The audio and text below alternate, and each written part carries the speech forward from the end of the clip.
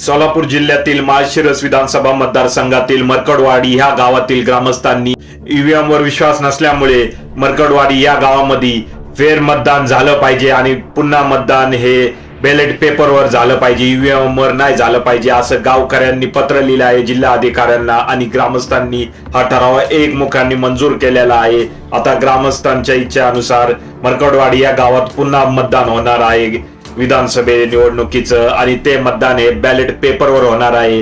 विधानसभाचा निकाल लागल्यानंतर मरकडवाडी या गावामधनं उत्तम जानकर यांना आघाडी भेटणार असं बोललं जात होतं, परंतु निकाल लागल्यानंतर या ठिकाणी राम सातपुते भाजपचे जे उमेदवार होते यांना अनपेक्षितपणे तिप्पट लीड भेटला आहे, तिप्पट मतदान झालं आहे। अनपेक्षित लीड भेटल्यामुळे तेथील गावकरी पण हैराण झाले, बाबा आम्ही तर जानकरांना मतदान केलं होतं परंतु ईव्हीएम तर वेगळंच काहीतरी दाखवत आहे। शेवटी यावर उपाय म्हणून ग्रामस्थांनी व लोकवर्गणी गोळा करून जिल्हाधिकाऱ्यांना फेर मतदान घेण्याची विनंती केली आणि जिल्हाधिकाऱ्यांनी ती मंजूर केली आणि आता पुन्हा फेर मतदान होणार आहे बॅलेट पेपरवर। मरकडवाडी या गावामध्ये खूप एक क्रांतिकारी पाऊल उचललं गेलं आहे।